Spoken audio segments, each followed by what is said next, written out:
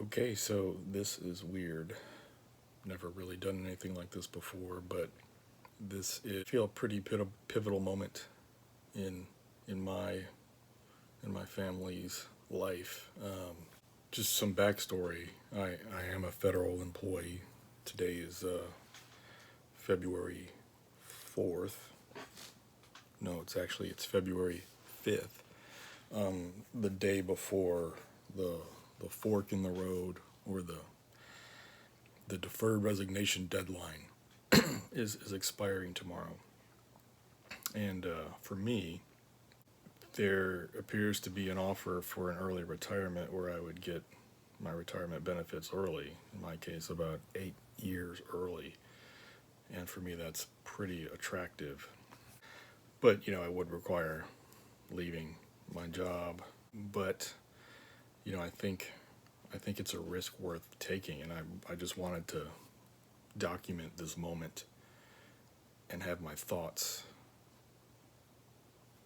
put on, recorded, uh, mainly for, my children, so they can see, like this is, these are where the thoughts going through my head, my decision making, and why did I do what I did, because it it's not a sure thing, right? This is a risky decision, somewhat risky. So the plan is to take the early retirement. I would get my pension now, but the most important part is I would be able to retain my health benefits and pay the same premium as I would as an employee for the duration of my life. So no matter what I do, what job I get, short term, long term contract, whatever, or no job at all, I kind of take the worry of having a healthcare cost off the table, which allows me to have more freedom, more opportunities. Because really, all that matters at that point is the income component, and you just evaluate a job with the quality of the job. Do you think it's a good fit? You don't have to say, yeah, but the I need health insurance, so I can't take it. Or does that keep me in a job that I maybe don't like because I'm afraid to lose those benefits?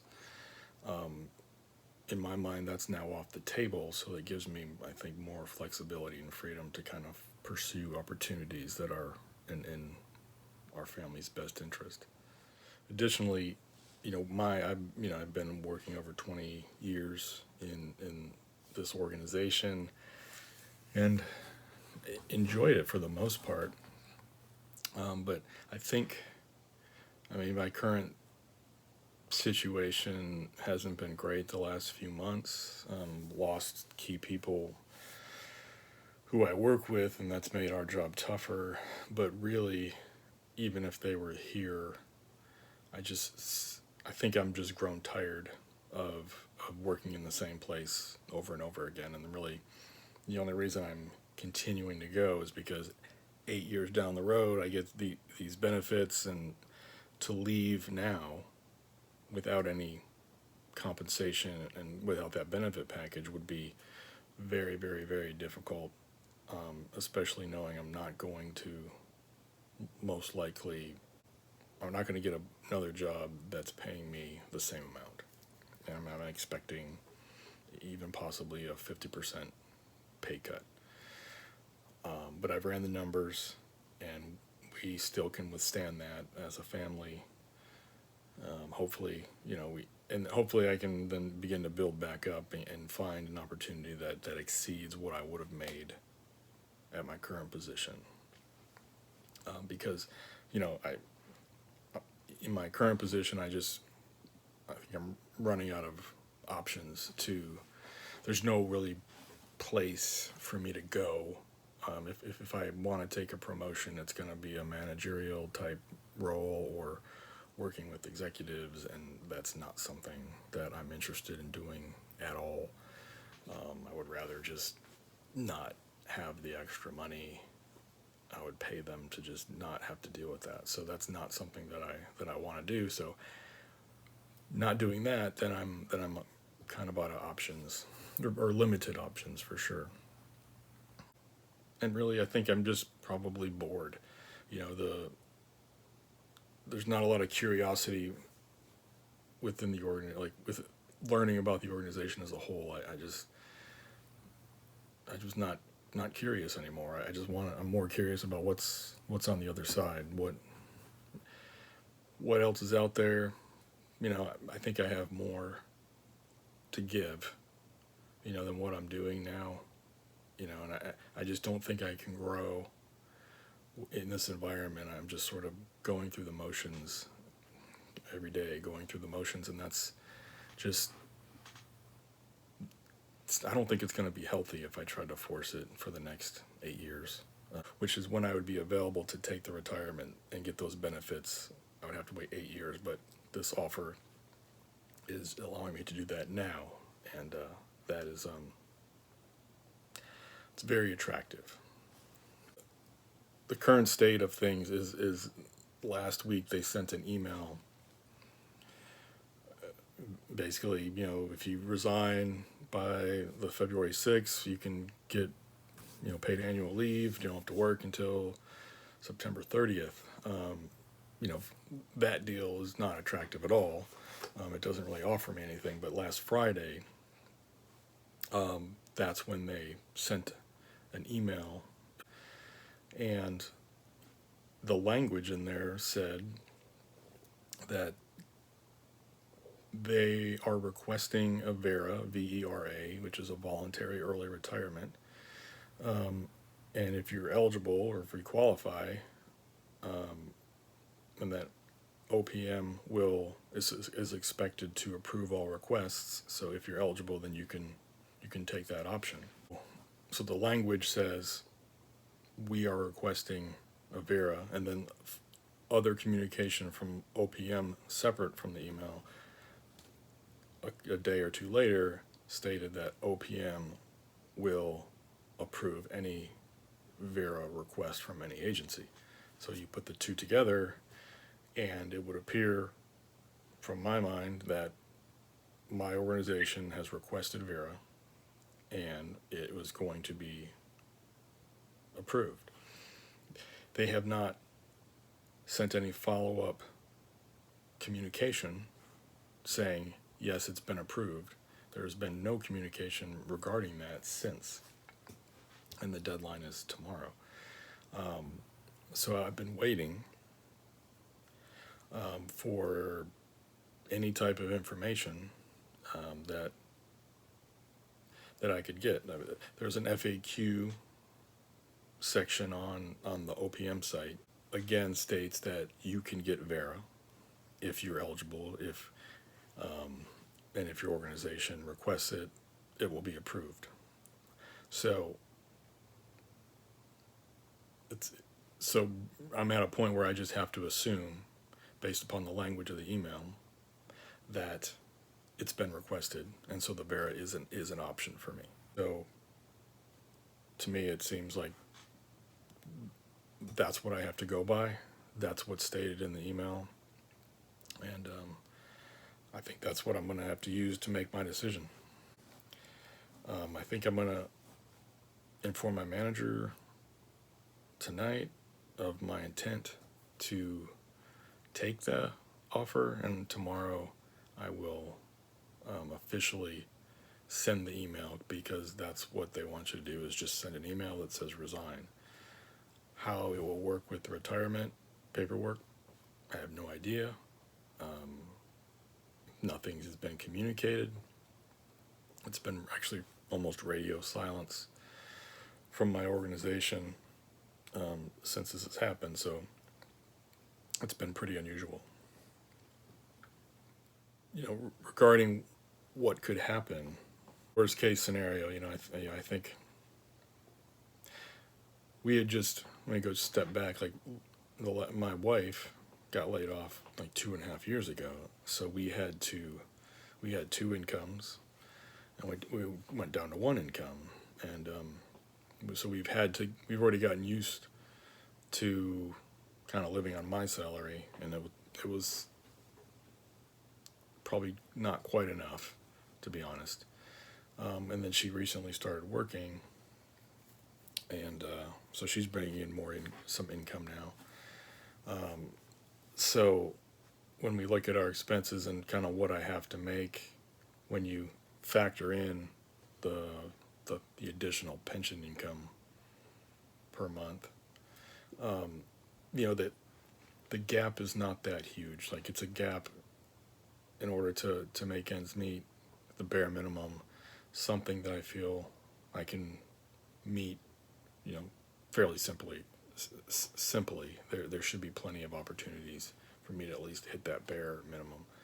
Now, can I skill up? Can I use my experience? I purposefully, while working, trained myself on, tech skills in terms of Microsoft Excel, Power Query, DAX, SQL, learning functions, Power BI. Like, these are tools that are used in the private sector. I've taken on projects, and I've that require a lot of data manipulation, and I've gotten, I think, pretty good at it. So I have no idea, though, what my skills are worth in the private sector and the open market. So if this goes through, I think I'll find out. But I think I think those skills will get me the bare minimum level that I'm looking for, and I think skill up fairly good. But the great part about the healthcare portion is that I can take, I think, contract work, and has no impact on me. Whether the healthcare portion would normally prevent me from doing that, but that's been taken care of. So those opportunities might allow me to maybe make more money, at least give me experience and give me credibility to hopefully allow me to get higher and higher earning positions based upon the experience that I have. Hopefully I'm not too old. So we also live very, we've always lived below our means. I mean, since my wife lost her job, we had to scale down. And that, I think that's helping us in this situation. Our cars are paid for. Actually, we did have to get a car this summer, but we paid, most of it, 2/3 of it in cash, and we'll probably have the rest of it paid off, within the year. So then there's no car payment. Our mortgage is really low. We have a low interest rate. We've lived here forever, so our housing expense is cheaper than what it would be to rent a 3-bedroom apartment. So those factors have also helped us a lot in this situation. Finally, I think after all these years, I played it safe, and what happens when you play it safe? I think you end up, you're 50 years old, and you're just hanging on until you can eke out an age number where, can you keep doing it and not go crazy until the clock runs out? And, I just don't want to do that. I want to just kind of bet on myself. Reflecting back in my life, I think when I was in my early 20s, I didn't do that. I played it safe. I was risk averse, didn't have much confidence. And so, I didn't take the chances I needed to take and make the mistakes I needed to make in order to learn. So then you find yourself just wanting to take the easy way out. That's what I did. Join, it was a seasonal job, work as little as possible, but, life happens. You get married, you have kids, and you have to become an adult and start being serious about things, and by that time, like, once the kids come in, you can't take chances because you got to keep that income flowing. So that's been what I've been doing for 20 some years. And it wasn't until maybe 5 years ago, I think I was sick with COVID, felt terrible, and I just saw this YouTube video, and it was just referencing, I think it was a cut of a Joe Rogan episode, but they were sort of referencing, you know, when you're young, that's the time to take chances. That's the time to take leaps, and because you can afford to fail. And it just what hit home is like, yeah, like once you're locked in, you have a mortgage, you have a family, you're kind of trapped, and then you gotta, if you want to jump out, you gotta prepare aggressively to make that leap out of the rat race, the 9 to 5 system. And I mean, that it was the first realization I ever had that I was stuck in this system. Like, oh wow, like I am trapped. Like I always felt that, oh, I could go do whatever I wanted to, but I really couldn't. Like, you can't. Like, that's not a good idea. And so that was a long time ago, and you know, it's always kind of been in the back of my mind, like, how do I get out of this? Like, is there a way to get out of having to work for this job for the next, you know, at that time it was over a decade, which seemed forever. From, you know, it just seemed like it was forever. So that's why I've been trying to skill up, trying to manage our money, budget our money, invest, you know, our free cash flow as much as possible.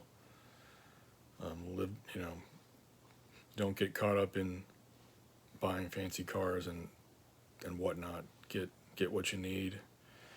Save, you know, and try to save as much as you can.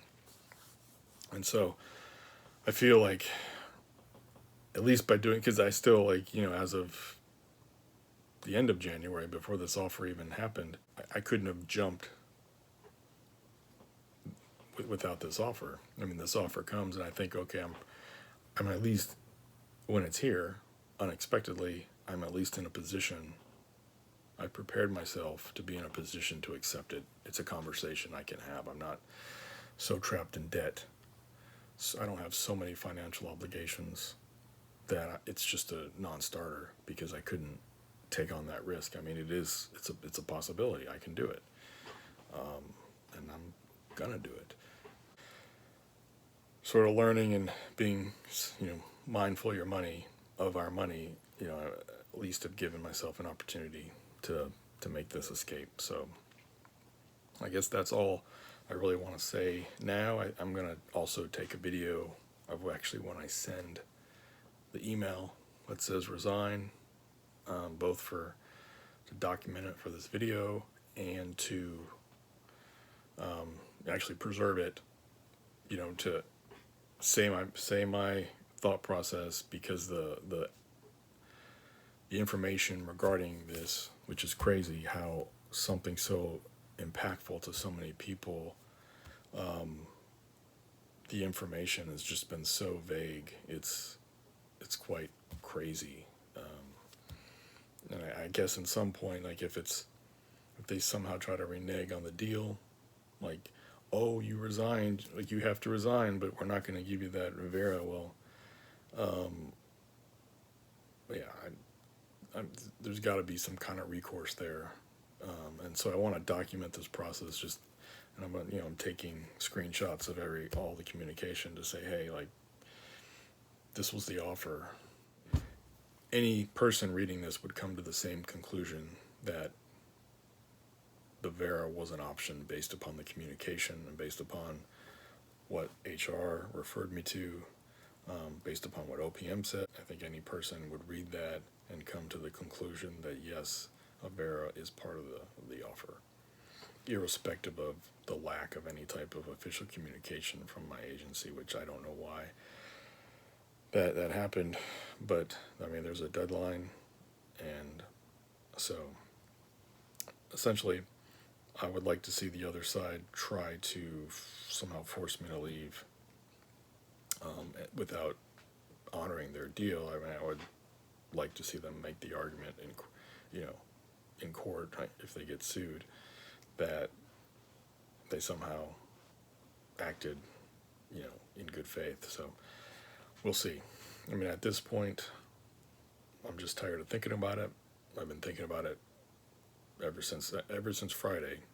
That's been the one thing on my mind. I can't get it out of my head. My brain is going and going and going and going. I'm just pretty tired at this point. And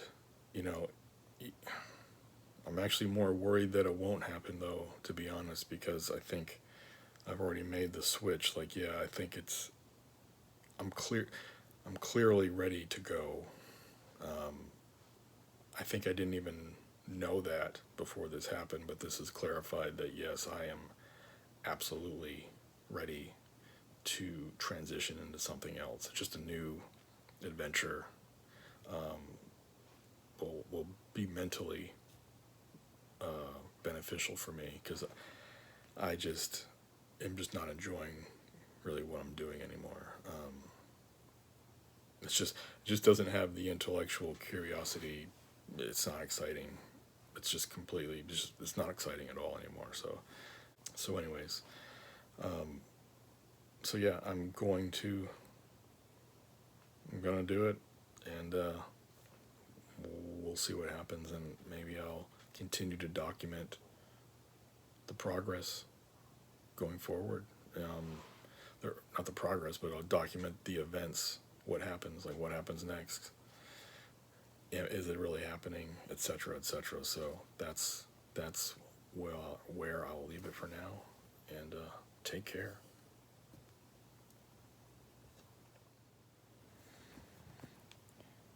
Okay, an update. It is late on February 5th, 2025, and has sent updated guidance regarding the deferred resignation agreement program, and it makes the VERA component much more clear. Basically, now they're saying it has been approved, and you can reply to the email, say that you are going to request VERA, and then your VERA eligibility will be reviewed, and it has to go through your agency. Your agency may deny the request based upon your position. So replying to the email doesn't guarantee that you will be accepted, and you won't be accepted to the deferred resignation program if your VERA isn't approved. So that satisfies that fear also. So yeah, it actually says you will not be approved for the deferred resignation program until your VERA eligibility is confirmed. So the possibility of somehow resigning and not getting the VERA has been taken off the table, so that is a good thing. So I have already put up the email. I put in the word resign, and I said I meet the VERA requirements because I'm 50 with over 20 years of service. So the next thing to do right now is to send the email. Okay, I'm gonna send the email. There's the email.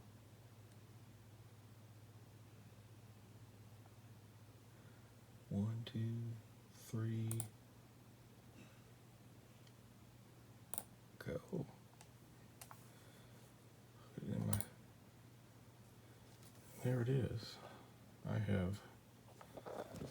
have done it. I have officially started the process, so we'll see what happens. Things could potentially change greatly. We will have to see. Until next time.